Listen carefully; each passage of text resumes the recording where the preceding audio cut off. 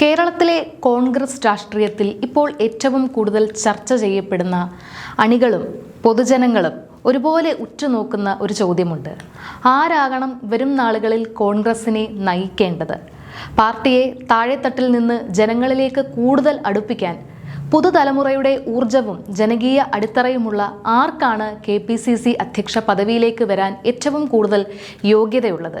ഈ ചോദ്യത്തിന് ഉത്തരമായി ഒരു വലിയ വിഭാഗം കോൺഗ്രസ് പ്രവർത്തകരുടെയും UDF അനുകൂലികളായ പൊതുജനങ്ങളുടെയും മനസ്സ് ഇന്ന് ഒരൊറ്റ പേരിലേക്ക് ചുരുങ്ങുകയാണ്. അത് പുതുപ്പള്ളിയുടെ പ്രിയപ്പെട്ട ജനപ്രതിനിധി ചാണ്ടിയുമ്മനാണ്. നമുക്കറിയാം, ദേശീയ രാഷ്ട്രീയത്തിൻ്റെ ചരിത്രത്താളുകളിൽ പുതിയൊരു അധ്യായം കുറിച്ചുകൊണ്ട് ഇന്ത്യൻ നാഷണൽ കോൺഗ്രസിൻ്റെ മുൻ അധ്യക്ഷൻ രാഹുൽ ഗാന്ധി നയിച്ച ഭാരത് ജോഡോ യാത്ര കന്യാകുമാരി മുതൽ കാശ്മീർ വരെ നീണ്ട 10,000-കണക്കിന് കിലോമീറ്ററുകൾ പിന്നിട്ട ആ ചരിത്രപരമായ പദയാത്രക്കിടയിൽ ദേശീയ മാധ്യമങ്ങളുടെ ക്യാമറ കണ്ണുകൾ ഒരൊറ്റ മലയാളി യുവാവിലേക്ക് നീണ്ട ഒരു നിർണായക നിമിഷമുണ്ടായിരുന്നു. കത്തുന്ന വെയിലിനെയും കഠിനമായ തണുപ്പിനെയും അവഗണിച്ച് യാത്രയിലുടനീളം നഗ്നപാതനായി നടന്ന് കോൺഗ്രസ് അണികളെയും ദേശീയ നേതാക്കളെയും ഒരുപോലെ അത്ഭുതപ്പെടുത്തിയ രാഹുൽ ഗാന്ധിയുടെ വിശ്വസ്തനായ ആ യുവനേതാവ് മറ്റാരുമല്ല, നമ്മുടെ പുതുപ്പള്ളിയുടെ പ്രിയങ്കരനായ ജനപ്രതിനിധി ചാണ്ടിയുമ്മൻ. അന്ന് കേരളത്തിലെ മാധ്യമങ്ങൾ മാത്രമല്ല, ഡൽഹിയിലെയും മറ്റ് ഉത്തരേന്ത്യൻ സംസ്ഥാനങ്ങളിലെയും പ്രമുഖ ദേശീയ മാധ്യമങ്ങൾ ഒന്നടങ്കം ഈ യുവാവിനെ വളരെ ആകാംക്ഷയോടെയാണ് ഉറ്റുനോക്കിയത്. കേവലം ഒരു വൈകാരിക പ്രകടനത്തിൻ്റെ പുറത്തല്ല ചാണ്ടിയുമ്മൻ ദേശീയ ശ്രദ്ധ പിടിച്ചുപറ്റിയത്. മറിച്ച് തൻ്റെ അറിവ് കൊണ്ടും അസാധാരണമായ ആശയവിനിമയ ശേഷി കൊണ്ടുമാണ് അദ്ദേഹം അവിടെ തിളങ്ങി നിന്നത്. രാജ്യത്തെ പരമോന്നത നീതിപീഠമായ സുപ്രീം കോടതിയിലെ അഭിഭാഷകൻ കൂടിയായ ചാണ്ടിയുമ്മൻ ദേശീയ മാധ്യമങ്ങൾക്ക് മുന്നിൽ വളരെ ഒഴുക്കോടെയും ആധികാരികമായും ഹിന്ദിയും ഇംഗ്ലീഷും സംസാരിക്കുന്നത് രാജ്യം മുഴുവൻ തത്സമയം കണ്ടതാണ്.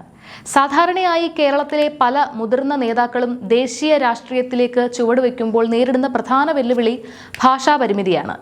എന്നാൽ ഉത്തരേന്ത്യൻ സംസ്ഥാനങ്ങളിൽ പര്യടനം നടത്തുമ്പോൾ പോലും അവിടുത്തെ സാധാരണക്കാരായ ജനങ്ങളോട് അവരുടെ സ്വന്തം ഭാഷയിൽ, അതായത് ഹിന്ദിയിൽ വളരെ ലളിതമായി സംവദിക്കാനും ഇംഗ്ലീഷിൽ ദേശീയ മാധ്യമങ്ങളുടെ കഠിനമായ ചോദ്യങ്ങൾക്ക് കൃത്യമായ രാഷ്ട്രീയ മറുപടി നൽകാനും ചാണ്ടിയുമ്മന് വളരെ എളുപ്പത്തിൽ സാധിച്ചു. ഈ ഒരു ആഗോള കാഴ്ചപ്പാടും ഭാഷാ വൈഭവവും ദേശീയ രാഷ്ട്രീയത്തിലുള്ള ആഴത്തിലുള്ള പരിചയസമ്പത്തുമാണ് അദ്ദേഹത്തെ സമപ്രായക്കാരായ മറ്റ് യുവ നേതാക്കളിൽ നിന്ന് തികച്ചും വ്യത്യസ്തനാക്കുന്നത്. ഭരണവിരുദ്ധ വികാരം കേരള സംസ്ഥാനത്ത് ഇത്രയധികം ശക്തമായി നിലനിൽക്കുന്ന ഈ നിലവിലെ രാഷ്ട്രീയ സാഹചര്യത്തിൽ വരാനിരിക്കുന്ന നിർണായകമായ തെരഞ്ഞെടുപ്പുകളിൽ UDFനെ നയിക്കാൻ ചാണ്ടിയുമ്മനെ പോലെയൊരു യുവനേതാവ് KPCC അധ്യക്ഷ സ്ഥാനത്തേക്ക് വരുന്നത് പാർട്ടിക്ക് പുതിയൊരു ഉണർവും ആവേശവും സമ്മാനിക്കും എന്നതിൽ യാതൊരു സംശയവുമില്ല.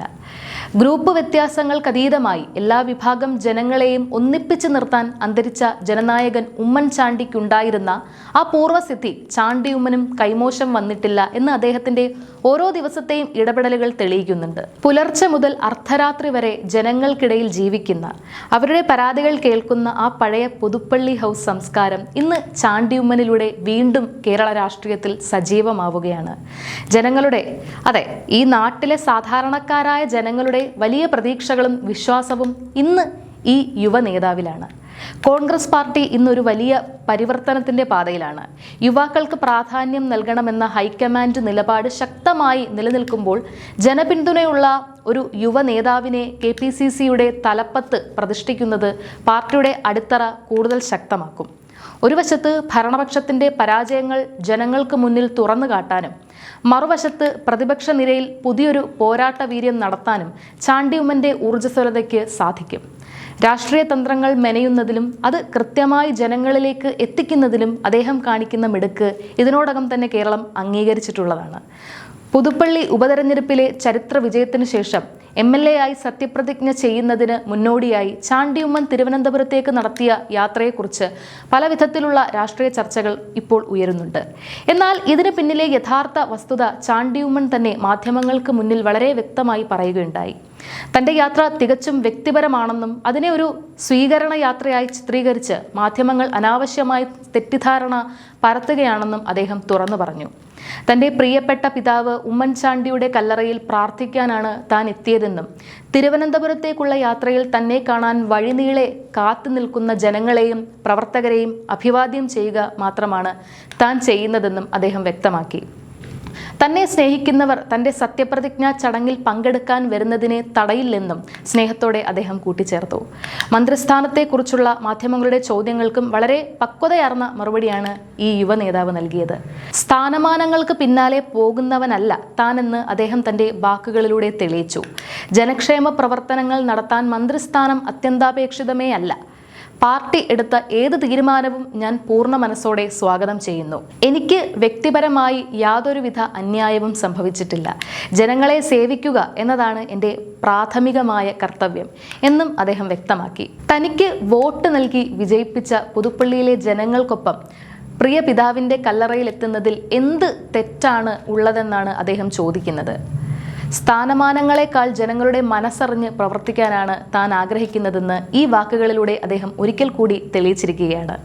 ഉമ്മൻചാണ്ടി എന്ന വലിയ നേതാവിൻ്റെ മകൻ എന്ന പ്രശസ്തിയിൽ മാത്രം ഒതുങ്ങാതെ സ്വന്തം അധ്വാനം കൊണ്ട് ജനഹൃദയങ്ങളിൽ സ്ഥാനം നേടാനാണ് താൻ ശ്രമിക്കുന്നത് എന്ന് അദ്ദേഹം വ്യക്തമാക്കുന്നു. എന്നാൽ ചാണ്ടി ഉമ്മനെ മന്ത്രിസഭയിലേക്ക് പരിഗണിക്കാതിരിക്കുന്നതിൽ ഒരു വിഭാഗം കോൺഗ്രസ് പ്രവർത്തകർക്കിടയിലും UDF അണികൾക്കിടയിലും കടുത്ത പ്രതിഷേധവും അതൃപ്തിയും നിലനിൽക്കുന്നുണ്ട് എന്നത് തള്ളിക്കളയാനാവാത്ത ഒരു വലിയ യാഥാർത്ഥ്യമാണ്.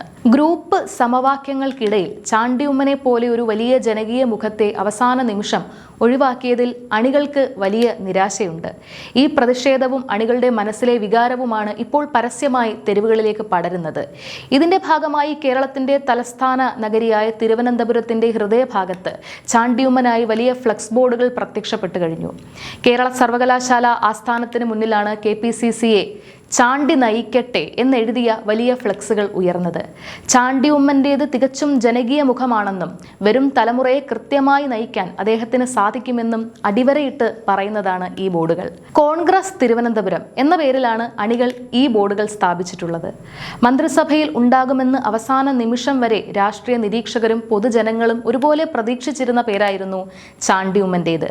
എന്നാൽ അവിടെ അദ്ദേഹത്തിന് അവസരം നിഷേധിക്കപ്പെട്ടപ്പോൾ പാർട്ടിയുടെ അമരത്തേക്ക്, അതായത് KPCC പ്രസിഡന്റ് സ്ഥാനത്തേക്ക് അദ്ദേഹം വരണമെന്നാണ് അണികൾ ഇപ്പോൾ ശക്തമായി ആവശ്യപ്പെടുന്നത്.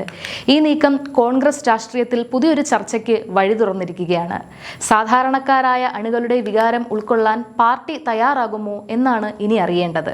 ചുരുക്കി പറഞ്ഞാൽ ഇന്ന് കേരളം ആവശ്യപ്പെടുന്നത് ഒരേ ഒരു കാര്യമാണ്: ജനങ്ങൾക്ക് ചാണ്ടി ഉമ്മനെ വേണം. അണികൾക്ക് ആവേശം നൽകാൻ, പൊതുസമൂഹത്തിന് കോൺഗ്രസിൽ വീണ്ടും വിശ്വാസം നൽകാൻ അദ്ദേഹത്തിൻ്റെ നേതൃത്വം ഇന്ന് അനിവാര്യമായി മാറിയിരിക്കുന്നു. കോൺഗ്രസ് എന്നാൽ ജനങ്ങളുടെ പാർട്ടിയാണ്. അതുകൊണ്ട് തന്നെ ജനങ്ങളുടെ താല്പര്യങ്ങളും ആഗ്രഹങ്ങൾക്കുമാണ് അവിടെ എപ്പോഴും മുൻഗണന നൽകേണ്ടത്. ഹൈക്കമാൻഡും പാർട്ടിയുടെ മുതിർന്ന നേതാക്കളും ഈ ജനവികാരവും അണികളുടെ ആവശ്യവും കാണാതിരിക്കില്ല എന്ന് തന്നെയാണ് കോൺഗ്രസ് അണികൾക്കും UDF പ്രവർത്തകരും പൂർണ്ണമായി വിശ്വസിക്കുന്നത്. ഇത് ഉമ്മൻചാണ്ടി എന്ന വിടവാങ്ങിയ നേതാവിനോടുള്ള ആദരവ് മാത്രമല്ല, മറിച്ച് ഭാരത് ജോഡോ യാത്രയിലൂടെയും തൻ്റെ കഠിനാധ്വാനത്തിലൂടെയും സ്വയം യോഗ്യനാണെന്ന് തെളിയിച്ച ചാണ്ടി ഉമ്മൻ എന്ന യുവ നേതാവിൻ്റെ കഴിവിനുള്ള അണികളുടെ ഏറ്റവും വലിയ അംഗീകാരം കൂടിയാണ്. കുടുംബത്തിൻ്റെയും ലക്ഷക്കണക്കിന് വരുന്ന സാധാരണക്കാരായ അണികളുടെയും പ്രാർത്ഥനയോടെ ചാണ്ടി ഉമ്മൻ KPCC അധ്യക്ഷ സ്ഥാനത്ത് വരുന്നത് കോൺഗ്രസിന്റെ ചരിത്രത്തിലെ പുതിയൊരു അധ്യായത്തിന്റെ തുടക്കമായിരിക്കും. ജനങ്ങളുടെ ഈ ആഗ്രഹം സഫലമാകട്ടെ. കോൺഗ്രസ് കൂടുതൽ കരുത്തോടെ ജനങ്ങളിലേക്ക് തിരിച്ചെത്തട്ടെ. ഭാരത് ജോഡോ യാത്ര മുതൽ നമ്മൾ കണ്ട ചാണ്ടി ഉമ്മന്റെ ആ ഒരു ദേശീയ കാഴ്ചപ്പാടും ഹിന്ദി, ഇംഗ്ലീഷ് ഭാഷകളിലുള്ള അദ്ദേഹത്തിൻ്റെ അസാധ്യമായ പ്രാവീണ്യവും KPCC അധ്യക്ഷ സ്ഥാനത്തേക്ക് അദ്ദേഹത്തെ കൂടുതൽ യോഗ്യനാക്കുന്നുണ്ടോ? തിരുവനന്തപുരത്ത് ഉയർന്ന ഫ്ലക്സ് ബോർഡുകളെക്കുറിച്ചും ചാണ്ടി ഉമ്മൻ്റെ പുതിയ രാഷ്ട്രീയ നിലപാടുകളെക്കുറിച്ചുമുള്ള നിങ്ങളുടെ അഭിപ്രായങ്ങൾ താഴെ കമൻറ്റ് ചെയ്യുക. നന്ദി.